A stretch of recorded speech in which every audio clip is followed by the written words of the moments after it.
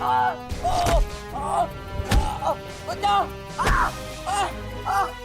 तेरा अंत कर दूंगा। जानता है मैं कौन हूं? मैं हूं इस द्वारिका का भविष्य, सांब।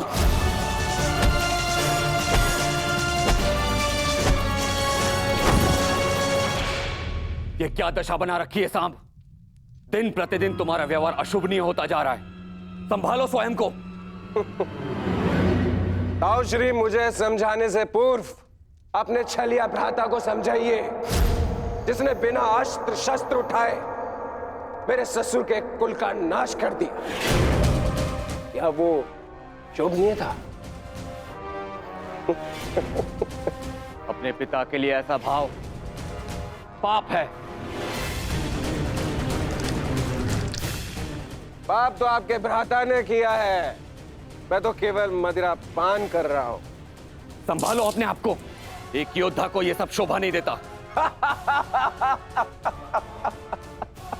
कैसा योद्धा ताजश्री, जिसके हाथ से तलवार छीन ली गई हो, जो अपने मित्र विश्वसेन की सहायता करने का वचन पूरा ना कर सका हो, उस मनुष्य को आप योद्धा कहते हैं? जब युद्ध करने का समय था तो युद्ध नहीं करने दिया। अब इस अपमान को गले से निकलने के लिए इस मदिरा के अतिरिक्त मेरे पास और कोई सहारा नहीं है। मुझे विश्वास नहीं होता कि तुम कृष्ण पुत्र हो। नहीं हूं मैं, नहीं उस छलिया का पुत्र। वो केवल मेरे लिए एक छलिया है, केवल एक छलिया। सांब!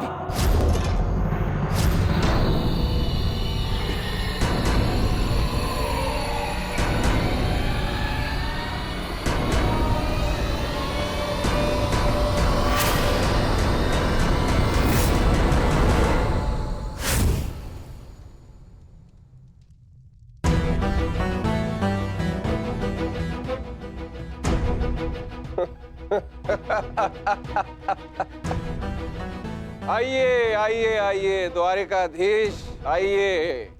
स्वागत है आपका, स्वागत है। लौट आए आप। करा इस आर्यव्रत के सभी महारथियों का अंत। कराए धर्म स्थापना के नाम पर अपना पलड़ा भारी। अब अरे अच्छी, आप देख क्या रहे? स्वागत नहीं करेंगे इनका? इतना महान कार्य पूर्ण करने के पश्चात आज लौटे हैं। आज तो राजभवन में उत्सव होना चाहिए।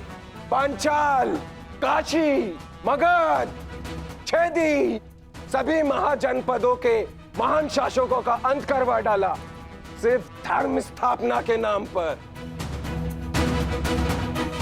अब क्या बचा पूरे भारतवर्ष में? पूरे भारतवर्ष में सिर्फ दो महान राज्य। पहला द्वारिका, दूसरा हस्तिनापुर। और हस्तिनापुर का महान शासक धर्मराज युधिष्ठिर पहले से ही अपने चारों भाइयों के साथ इनके तलवे चाटता है।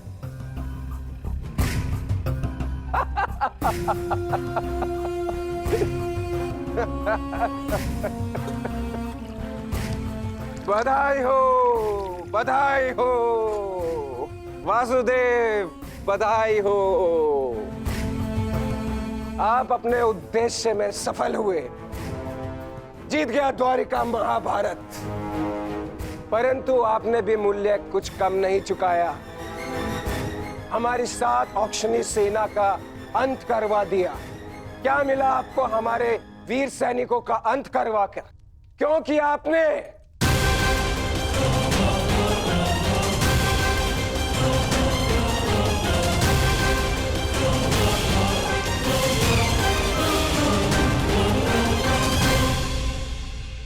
उन सैनिकों ने केवल अपने कर्तव्य का पालन किया था सांब।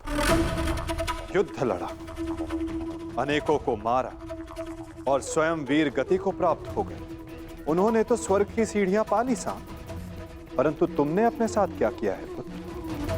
तुमने तो स्वयं के जीवन को ही नर्क बना डाला है। तुमने वचन दिया था ना दुर्योधन और लक्ष्मण को कि महाभारत के युद्ध में तुम नारायणी सेना का नेतृत्व करोगे।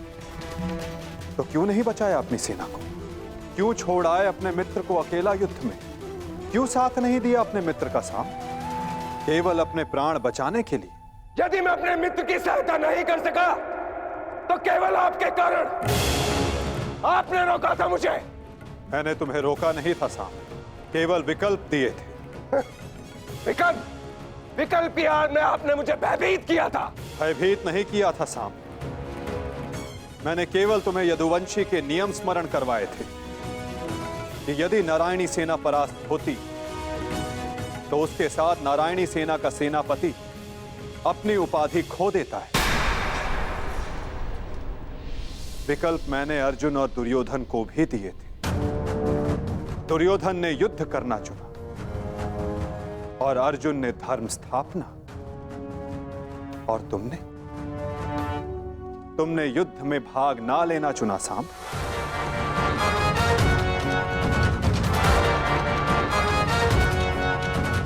कदाचित यदि तुमने अपने मित्र वीर ऋषसेन को उस युद्ध में प्रदर्शन करते देखा होता तब तुम्हें ज्ञात होता कि वीरता की वास्तविक परिभाषा क्या होती है साहब। यदि तुमने अपने प्राण उस युद्ध में गवा दिए होते तो आज मेरा सर गर्व से ऊंचा होता। किंतु नहीं, तुम तो मदिरा के मद में स्वयं के जीवन को धीरे धीरे करके मार रहे हो। लज्जा आती है तुम पर साम, लज्जा आती है।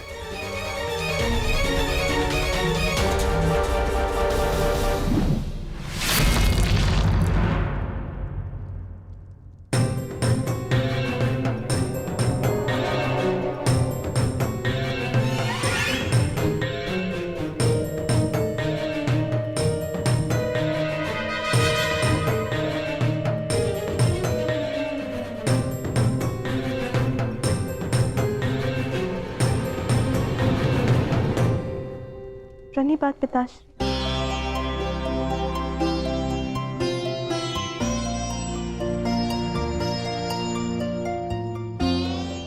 पिताश्री मैं क्षमा। लक्ष्मणा, इतनी लंबी यात्रा से आया हूं पुत्री, भोजन नहीं कराओगी? जी पिताश्री।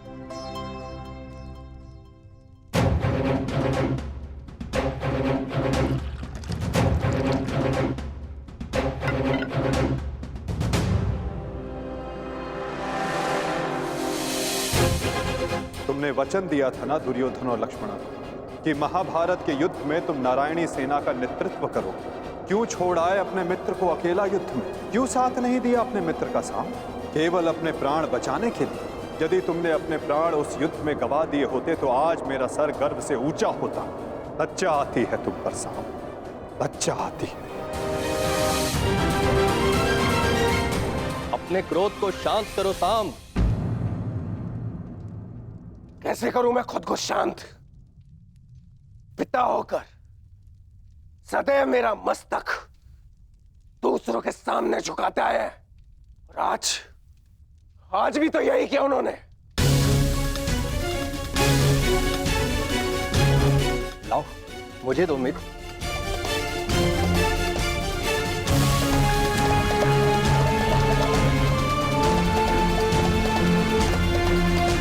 लो पियो।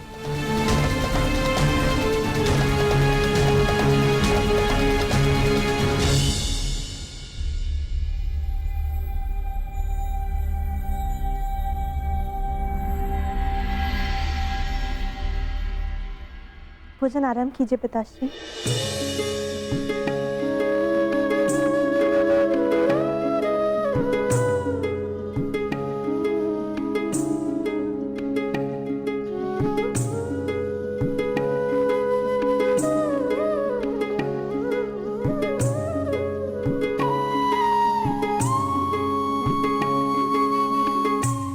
पिताश्री, क्या आप मुझे मेरे पिता के विषय में कुछ बता सकते हैं? युद्ध में क्या हुआ था?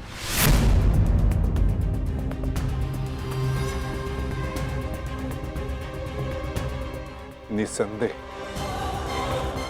तुम्हारे पिता एक वीर और कुशल योद्धा थे पुत्री, और उन्होंने युद्ध में अलौकिक साहस दिखाया। निश्चित रूप से तुम्हारे पिता से बड़ा गदाधारी इस संसार में और कोई नहीं था पुत्री।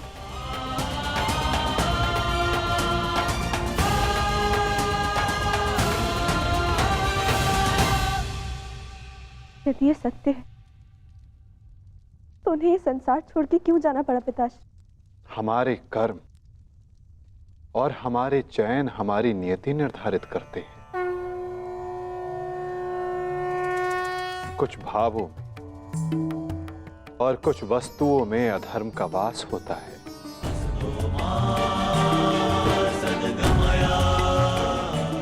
जैसे कि जुआ और मदिरा, ये व्यसन पहले लुभाते हैं और बाद में हमारे ही नाश का कारण बन जाते हैं पुत्री।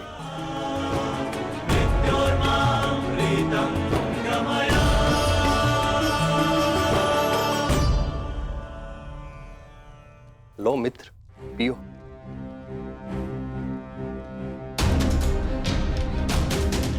मैं जानता हूं कि तुम बहुत दुखी हो, किंतु चिंता मत करो, तुम्हारे मनोरंजन का प्रबंध कर दिया है मैंने। कैसा मनोरंजन?